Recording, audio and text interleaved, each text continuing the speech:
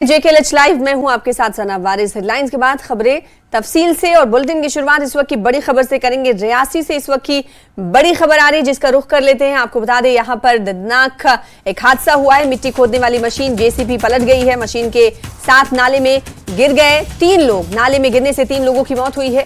SDM महोर Syed मजहर अली शाह ने हादसे की तस्दीक कर दी है। राजौरी के रहने वाले नीतीश कुमार हादसे में हलाक हुए हैं, जबकि पत्नी टॉप के राजेंद्र कुमार भी हादसे में उनकी हलाकत हुई है, जबकि बलमा कोट के होशियार सिंह हादसे में उनकी हलाकत हुई है। तो बड़ी खबर इस वक्त रियासी से आपको दे रहे हैं। मिट्टी खोदने वाली मशीन JCB पलट गई और इस JCB के पलटने से मशीन नाले में गिरी, जिसके बाद 3 लोगों की मौत हुई है। टीवी स्क्रीन पर तस्वीरें हम आपको दिखा रहे हैं। नाले में गिरने से 3 लोगों की मौत हुई है। दर्दनाक ये वाकया है। आपको बता दें कि पूरी खबर रियासी से है। हमारे साथ हमारे संवाददाता करणदीप रियासी से जुड़ चुके हैं। कैसे और कब ये हादसा पेश आया, बताइएगा जरा करण। ये बीते रात को ही ये मध्यरात्रि को जो है ये मशीन जो है वो नाले में ही काम कर रही थी और फिलहाल इसी मशीन द्वारा जो है वो एक बड़ा सा खड्डा जो था वो निकाला गया था। यानी कि इलीगल माइनिंग जो थी वो ब्लॉक में की जा रही थी रात के अंधेरे का फायदा उठा करके, और कहीं ना कहीं ये मशीन जो है वो खुद निकाले हुए खड्डे में ही जो है वो गिर गई और उस खड्डे में जो है वो बेहद ज्यादा पानी था और मशीन जो खड्डे में गिरने के कारण जो थी जो इसमें सवार लोग थे, 3 सवार, एक ऑपरेटर था और 2 अन्य सहयोगी जो इसके साथ में मौजूद थे, वो भी कहीं ना कहीं डूबने के कारण, मशीन डूबने के कारण जो है वो उनकी मृत्यु हो जाती है।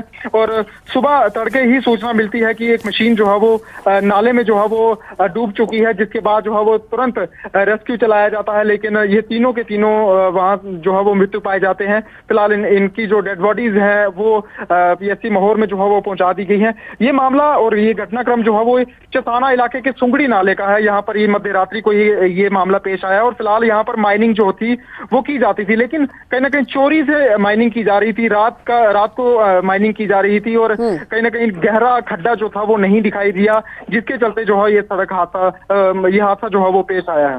जी बिल्कुल, तो ये बड़ा हादसा है और अहम बात ये है कि पूरी रात इस हवाले से किसी को खबर नहीं रही। सबसे पहले जब सुबह हुई तो किस तरह से खबर लगी इंतजामिया को, जिसके बाद रेस्क्यू किया गया? क्योंकि रात में आपने कहा कि ये JCB मशीन काम कर रही थी और 3 लोगों की मौत की खबर पूरी रात किसी को नहीं लगी। इंतजामिया को सुबह कैसे खबर लगी करण? मुख्य मृत्यु का कारण भी यही रहा है, क्योंकि आसपास में वहां पर कोई भी शख्स ऐसा मौजूद नहीं था। सिर्फ यही शख्स जो थे वो माइनिंग वहां पर कर रहे थे। हालांकि दिन को भी वहां पर जो है वो माइनिंग सुंगड़ी इलाके में की जाती है, लेकिन ये रात को कहीं ना कहीं इलीगल तरीके से वहां पर माइनिंग जरूर कर रहे थे और कहीं ना कहीं खामियाजा जो है वो इसका बुरा ही हुआ है। और फिलहाल ये सूचना जो वहां पर सुबह गाड़ियां वहां पर नाले में जाती हैं, तो उन्होंने कहीं देखा कि मशीन जो है वो नाले में ही जो है वो पलट चुकी है और गहरे पानी में जो है वो कहीं ना कहीं ये लोग जो है फंस चुके हैं। तो हालांकि कोशिश की गई, रेस्क्यू किया गया, लेकिन दूर दराजी इलाका होने के कारण जो है वो समय पर जो है वो इनको जो है वो नहीं निकाला गया, जिसके चलते जो है इन तीनों की मृत्यु हो चुकी है। और ये कहीं ना कहीं युवा लड़के थे और ये यहाँ पर पिछले कई महीनों से लगातार इसी नाले में काम कर रहे थे, लेकिन खुद खोदा गया खड्डा जो हो कहीं ना कहीं एक मौत का कारण बन गया। बिल्कुल, इलीगल माइनिंग का हम जानते हैं कि जम्मू कश्मीर में बोलबाला रहता है। इंतजामिया की तरफ से अक्सर और बेशतर इस पर नकेल कसने की बात कही जाती है। क्या ये पता चल पाया है इस मामले में कि ये JCB जो मशीन थी वो किस कंपनी की है और इस हवाले से कोई कार्रवाई या किसी तरह के मुकदमा दर्ज करने की बात हो रही है सामने? बिल्कुल यास्मीन, अभी ये सूचना यही मिल पा रही है, सूत्रों के हवाले से खबर मिल पा रही है और जो ऑफिशियल भी हम तक जो जानकारी दे पा रहे हैं कि ये क्रशर जो है वो सुंगड़ी इलाके में चलता है।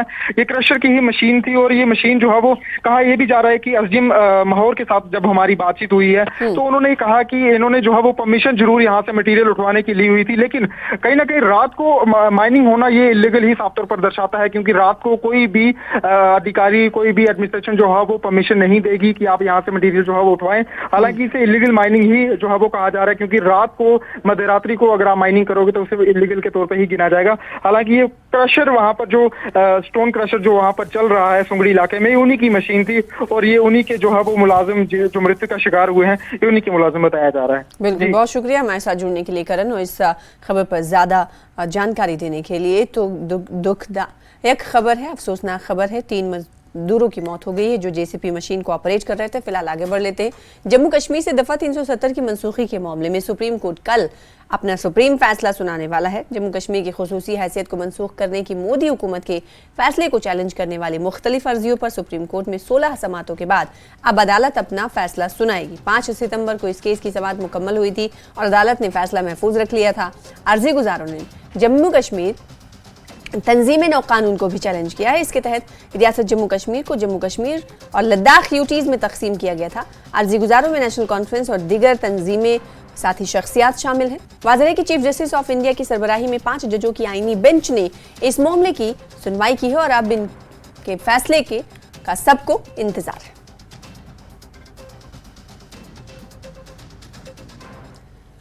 महबूबा मुफ्ती ने अनंतनाग में तकरीब से खिताब के दौरान सुप्रीम कोर्ट से एक अपील की। उन्होंने कहा कि आप हिंदुस्तान के आईन और जमहूरियत की आइडिया को जिंदा रखना चाहते हैं या बीजेपी के एजेंडे को जिंदा रखना चाहते हैं, ये फैसला आपको करना है।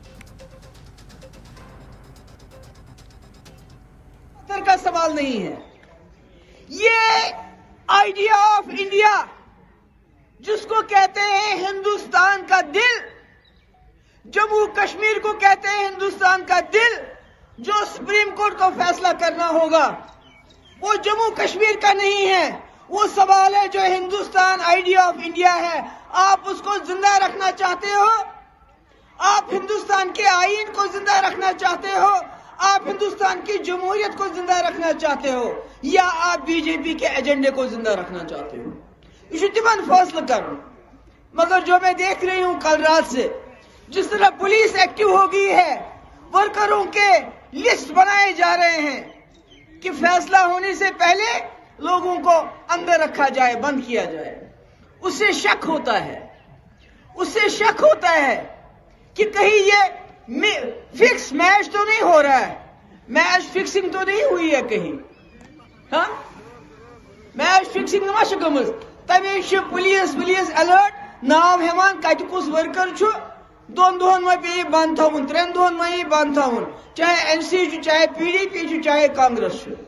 इसलिए मेरी गुजारिश है सुप्रीम कोर्ट के उन जजों से, बीजेपी जैसी जमातें आएंगी जाएंगी, सरकारें आएंगी जाएंगी, मगर इस मुल्क का आईन, जम्मू कश्मीर के लोगों का भरोसा जो उन्होंने 1947 में इस मुल्क के साथ किया, वो ज्यादा जरूरी है, वो ज्यादा मुकद्दस है बीजेपी के एजेंडे से। वही महबूबा मुफ्ती ने संगीन इल्जाम लगाते हुए कहा कि सुप्रीम कोर्ट ने इस मामले को सुनने में काफी वक्त लगाया है। महबूबा मुफ्ती ने सुप्रीम कोर्ट के साबिका फैसलों का हवाला देते हुए कहा कि जम्मू कश्मीर में आईन साज असेंबली के बगैर 370 को खत्म नहीं किया जा सकता। कोर्ट ने पहले ही कई बार, एक तो इस मुद्दे को सुनने में बहुत देर कर दी, 5 साल लगाए इस मुद्दे को सुनने में। उसके बाद मैं समझती हूँ कि खुद सुप्रीम कोर्ट में कई बार जो पुराने हमारे जजमेंट्स आई है उसमें ये कहा गया है कि 370 को जम्मू कश्मीर की कॉन्स्टिट्यूएंट असेंबली के बगैर कोई नहीं हटा सकता है।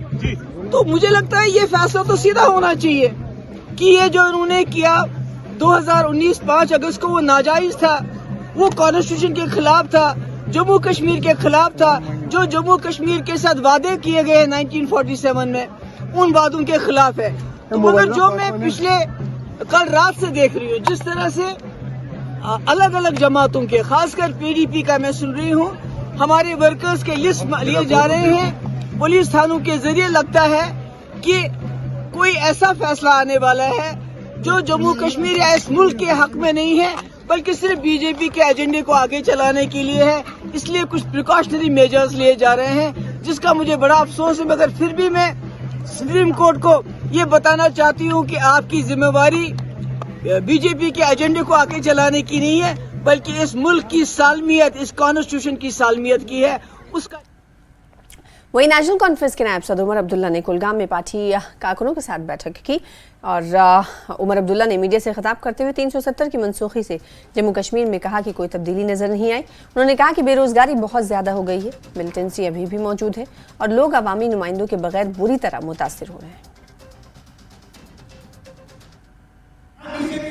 The long battle on 370 in the Supreme Court is finally nearing its end. and one person who has stood by the Supreme Court, and from day one, when he came out from detention, he said that the National Conference will take a legal route, and that should be the way forward. I have with me Mr. Umar Abdullah, who has been advocating a legal route. Umar, your party has had a long history regarding 370, your grandfather, and then he becoming the president, and now a lot of things were on your shoulders. With the first party to go to the Supreme Court. How do you see this coming to an end today? Well, we'll wait and see. I don't think there is anybody who can say with any degree of certainty what the judgment will say.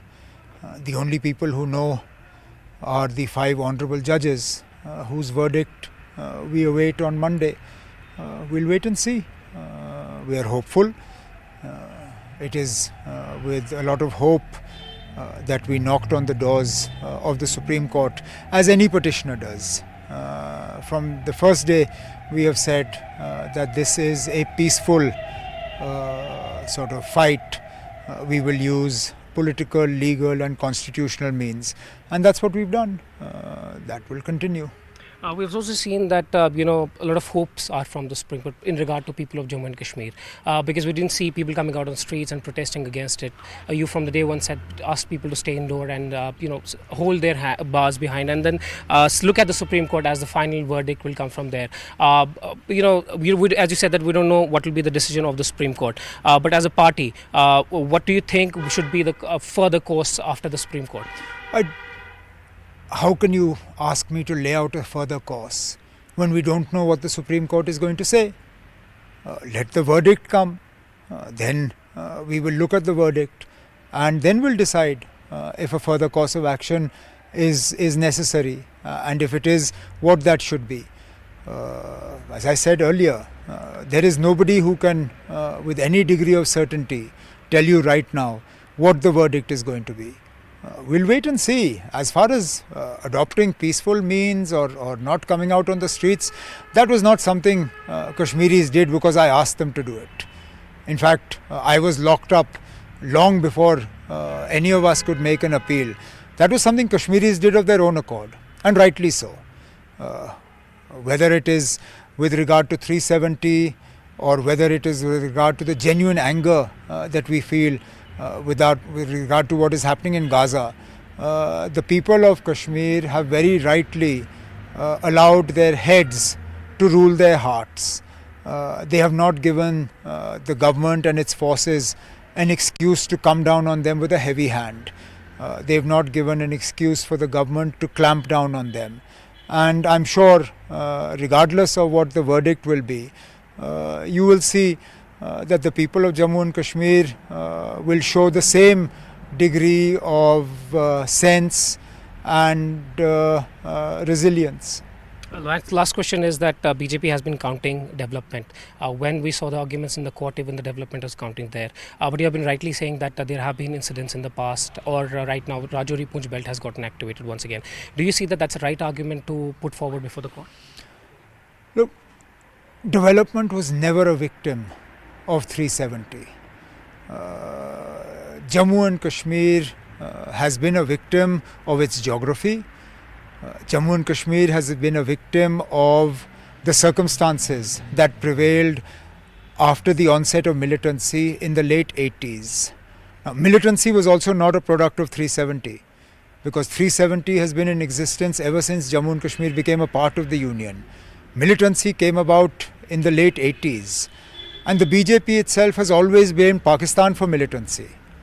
So to blame 370 for the situation in Jammu and Kashmir is wrong. Now, as far as development is concerned, since development was never a victim of 370, clearly the promise of greater development as a result of 5th August has also been proven to be false, whether in Jammu and Kashmir or in Ladakh.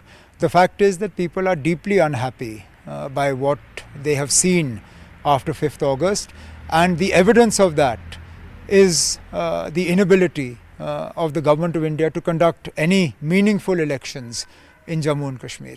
Do you suspect that there could be some restrictions on your movement on Monday because your program in Bijbehara was cancelled by the district magistrate? We were supposed to go to North Kashmir on Monday. That program has been cancelled. Today's program was also almost cancelled late last night. What this government will do, I don't know. Needless to say, whatever they do, it won't be for the first time. So, as they say, been there, done that, bought the t-shirt. Thank you so much. So as you heard Umar Abdullah saying that hopes are high from the Supreme Court, and there's something where they have been pinning their hopes from. With Bashir Lone, Ishan Bani, for CNN News 18. तो लगातार सियासी रद्दमल article 370 को लेकर सामने आ रहे कई और नेताओं ने इस हवाले से इजहार ख्याल किया। छोटे से ब्रेक के लिए रुकेंगे, ब्रेक के बाद जल्द लौटेंगे और आपको दिखाएंगे।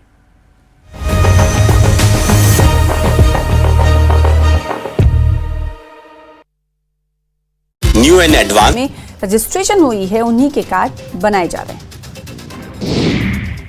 सोलन में लगातार अतिक्रमण की समस्या बढ़ती जा रही है। अब जिला प्रशासन ने अतिक्रमणकारियों पर नकेल कसने की तैयारी कर ली है। अतिक्रमण मुक्त सोलन बनाने के लिए नगर निगम को जारी किए गए हैं निर्देश। एसडीएम सोलन के साथ शहर में भेजी गई टीम जो अतिक्रमणकारियों पर शिकंजा कसने का करेगी काम। अतिक्रमण की समस्या से जल्द मिल सकता है निजात।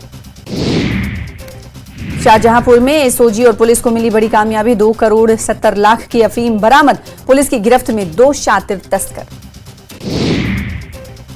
उत्तर प्रदेश के सीतापुर में पैथ लैब में लगी आग। कड़ी मशक्कत के बाद आग पर पाया गया काबू। शॉर्ट सर्किट से आग लगने की आशंका। शहर कोतवाली इलाके का मामला। हमीरपुर में सीवर टैंक में डूबने से 2 की मौत। परिजनों में मचा कोहराम। जांच में जुटी पुलिस। कौशाम्बी में लड़की ने पड़ोसी पर लगाया दुष्कर्म का आरोप। पुलिस पर लापरवाही का इल्जाम। एएसपी ने कार्रवाई का दिलाया।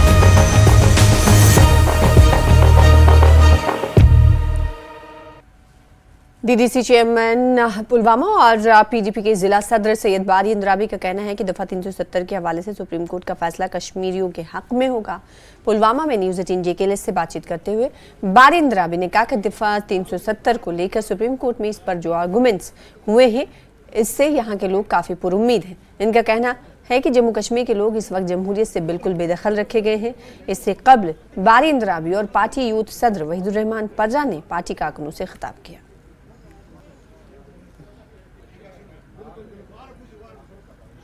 कानूनी तौर और टेक्निकली ये बड़ा एक कम्प्लेक्स एक इशू है। हालांकि इससे पहले वर्डिक्ट आना तो अभी बाकी है, लेकिन वर्डिक्ट आने से पहले आप लोगों ने भी ये सुने होंगे जो आर्गूमेंट्स हुए उस प्रोसीडिंग के दौरान तो कश्मीरियों के हौसले और जो उम्मीद है बहुत बढ़ गई। और वो उम्मीद अब भी कायम है कि जो भी कश्मीरी और कश्मीर के लोगों के साथ इसको हिस्टोरिकल बैकग्राउंड के हिसाब से जो इंसाफ का तकाजा होगा और कश्मीरी को उम्मीद है कि वो मिल जाएगी। इस वक्त कश्मीर में प्रॉब्लम देखी जाए वो यही है कि जमहूरियत ख़त्म की गई है। तो हर कोई यही चाहता है कि जमहूरियत और जमहूरी निज़ाम जो है इसको बहाल किया जाए और ये कानूनी हक। Principal district and session court complex Bhaderwah में कौमी लोक अदालत का इनेकाद किया गया, जहां chairman district legal services authority DLSA Bhaderwah ने ज़ेर-ए-इल्तिमाम मुकदमात को निपटाने के लिए कार्रवाई की सदारत की। प्रिंसिपल और डिस्ट्रिक्ट कोर्ट कॉम्प्लेक्स भदरवा में कायम 2 बेंचों में से सेक्रेटरी DLSA भदरवा ने बताया कि तकरीबन 1500 मुकदमात की 6 बेंचों ने बैक वक्त समाअत की, जिसमें 2 principal district and session court Bhaderwah, additional district session court Doda और एक ठाठरे और गंदू शामिल है। स्टेट में पूरे थ्रू द स्टेट जो 4th नेशनल लोक अदालत जो है मुनक्किद की जा रही है, जो कि हमारे डोडा डिस्ट्रिक्ट डोडा में भी इसमें कोई 6 बेंचेस हमने कॉन्स्टिट्यूट किए हैं, जिसमें डिफरेंट किस्म के मैटर्स टेकन अप किए जा रहे हैं। जैसे मैट्रोमोनियल्स हैं, डोमेस्टिक वायलेंस एक्ट के तहत हैं, सिविल मैटर्स हैं, कोई म्यूनसिपल लॉ के वायलेशंस के रिलेटेड केसेस हैं, बैंकिंग के हैं, जो लोन केसेस हैं। इनको हम आज सभी 2 बेंच हमारे जहां भदरवा में मुनक्किद किए हैं, जिसमें ये मैटर टेकन अप किए जा रहे हैं। इसमें यही है कि आज नियर अबाउट 500 तक केसेस मुझे लगता है सेटल हो जाएंगे। मैं कहता हूं कि ये जो है एक एक्सेस टू जस्टिस प्रोवाइड करने का एक बेहतरीन तरीका है और पिछले कई वर्षों से एक सिग्निफिकेंट रोल जो है नेशनल लोक अदालत ऑर्गेनाइज प्ले कर रही हैं। लोगों जो है दोनों पार्टीज की इसमें जीत होती है और हजारों की तादाद में केसेस जो है उनका डिस्पोजल, उनका निपटारा होता है। जस्टिस संजीव कुमार ने पटन अदालत का दौरा किया। इस दौरे के दौरान उनके हमरा दीगर जज साहिबान भी शामिल थे। इस दौरान यहाँ इन्होंने कामकाज का जायजा लिया और वकला के चैम्बर्स क़यामगाह के लिए अराजी के हुसूल का भी जायजा लिया गया। कोर्ट के कामकाज के लिए सेक्शन एक्ट के तहत सेक्शंस और सर्टिफिकेट्स गार्डेंस पावर में सब जज पटन कोर्ट को वापस देने का भी मुतालबा किया गया और इस मामले पर तबादले ख्याल भी हुआ और संजीव कुमार ने यकीन दिलाया कि इस साब पर गौर ख़ौज किया जाएगा। निस्बत था कि जो यहाँ के कुछ मामलात थे जिनमें लॉयर्स चैम्बर्स का इशू है, जिसमें रेजिडेंशियल क्वार्टर के लिए ज़मीन का हसूल है, ये दो मामला तरजीही बुनियाद पे थे। और तीसरा था एक जो कोर्ट फंक्शनिंग के बारे में सक्सेशन एक्ट के मुख्तलिफ जो गोशे हैं उसके तहत की सक्सेशन सर्टिफिकेट्स और गार्डियन कोर्ट्स पावर ना सब जज पटन को दिए जाए, वापस दिए जाएँ, क्योंकि पिछले रिऑर्गेनाइजेशन एक्ट के प्रीसीडिंग पीरियड में, उससे कबल जो पीरियड रहा है उसमें ये सक्सेशन सर्टिफिकेट भी डील करता था और गार्डियनशिप में भी, दोनों में। तो लिहाजा वो पावर्स जो हैं उस एक्ट के तहत वो उस पर तबादुल ख्याल हुआ है और जज साहब ने कहा कि यकीन दिलाया है कि उसमें मुनासिब और मुस्बत इक़दाम उठाए जाएंगे ताकि वो पावर्स वापर इस कोर्ट को रिस्टोर किए जाएँ, तहत ज़ाबिता होगा सब कुछ। चैम्बर्स का मसला तो उसमें तो DPR भी बना है, तो उसकी जो निशानदेही आज भी उस मामले की SC साहब थे यहाँ, तो जनाब जस्टिस कुमार साहब ने भी उसमें संजीदा नोटिस लिया, उसमें सूरत से काम जारी सारी होगा, इंशाल्लाह तकमील होगा। आगे बढ़ेंगे कुछ और खबर की तरफ। बडगाम के मागाम में इरफान हैदर नामी एक तालिब इल्म ने इंसानियत और हमदर्दी की एक मिसाल कायम की है जो दूसरों के लिए दर्स बन गई है। जी हाँ, आज वादी कश्मीर में जहां सर्विस सिलेक्शन बोर्ड की जानिब से पंचायत सेक्रेटरी के इम्तहानात हो रहे हैं, जिनके लिए मुख्तलिफ अजला में मुख्तलिफ मकामात पर इम्तहानी मराकज़ कायम किए गए हैं, इस शदीद सर्दी में इन मराकज़ पर दूर दराज इलाकों और दूसरे अजला से वक्त पर पहुँचना इंतहाई मुश्किल था। इसको देखते हुए मागाम में इरफान हैदर नामी तालिब इल्म ने अपनी कायम करदा स्टडी जोन मागाम नामी लाइब्रेरी ऐसे उम्मीदवारों के लिए वक्फ रखी जिसमें इन उम्मीदवारों के लिए मुफ्त मीरात के लिए क़याम करने का इंतज़ाम, हीटिंग कम्बल, खाने पीने का इंतजाम और हाई स्पीड वाईफाई इंटरनेट भी दस्तयाब रखा गया। यहाँ तक कि मुख्तलिफ इम्तहानी मराकज़ पर उम्मीदवारों को पहुँचाने के लिए ट्रांसपोर्ट भी मुफ्त फराहम किया। इस लाइब्रेरी पर कुपवाड़ा, बारामूला, बडगाम और दूसरे जगहों के तालिब इल्म क़याम करके इस्तिफ़ादा उठा रहे हैं। इस इक़दाम पर नौजवानों ने इरफान हैदर की सताइश की और शुक्रिया अदा किया।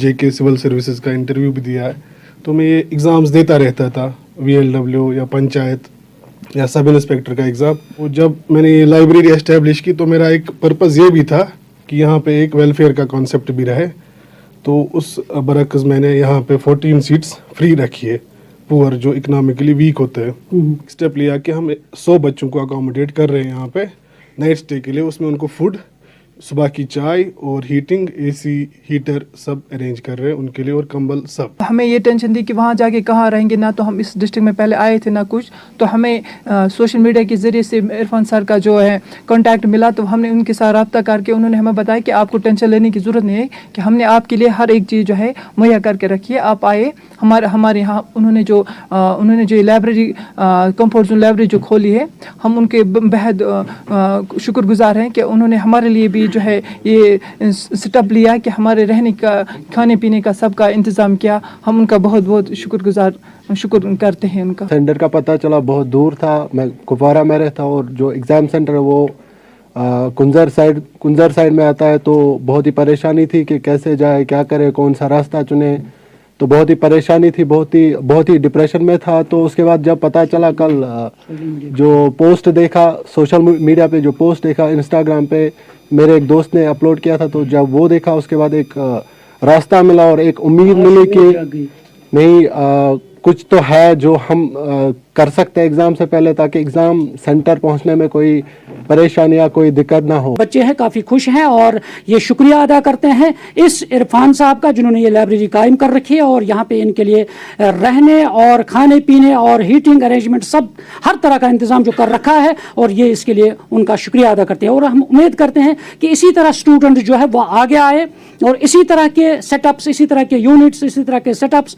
यानी कायम करें, और ताकि एक इल्म का नूर जो है वो फैल सके और लोग इसी तरह अपने इल्म के नूर से फैज़याब हो सके और आगे चलकर इस तरह मशाल राह बने दूसरे लोगों के लिए। न्यूज़ 18 जम्मू कश्मीर के लिए मैं मागाम से मुनीर हुसैन हुर्रा। जिला पुलवामा के हांजी खेलो इलाके में जिला इंतजामिया की कार्रवाई पर आम लोगों ने खैर मकदम किया है।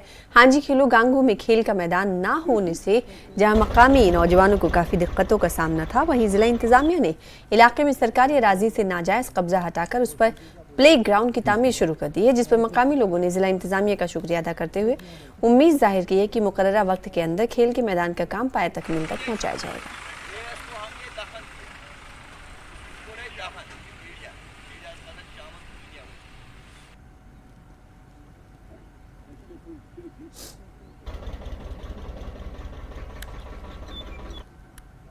ये जो आज यहाँ हांजी खेलू गांगू पुलवामा में जो कि पंचायत हल्के उरचुरसू है, यहाँ तो ये डिमांड थी, ये प्ले ग्राउंड के लिए दीरीना डिमांड पिछले 3 सालों से ये डिमांड थी। लिहाजा हम आज बहुत बहुत मशकूर हैं ज़िला इंतज़ामिया के एडमिनिस्ट्रेशन के, ख़ास कर डिप्टी कमिश्नर पुलवामा के, ब्लॉक डाउन ऑफिसर पुलवामा के, तहसीलदार पुलवामा, पटवारी पुलवामा, जिन्होंने हमें यहाँ इसमें पूरी कोऑपरेशन दी। हम उनके बहुत बहुत मशकूर हैं। Inspector general of police Jammu zone Shri Anand Jain IPS ने DPAL किश्तवाड़ में तमाम सुपरवाइजर्स अफसरान बशमूल SHOs और तफ्तीशी अफसरान के साथ क्राइम पोजीशन और जिला पुलिस किश्तवाड़ के तमाम कामकाज का जायजा लिया। IGP जम्मू जोन आनंद जैन IPS के साथ DIGD KR रेंज और डॉक्टर सुनील गुप्ता और IPS मौजूद रहे।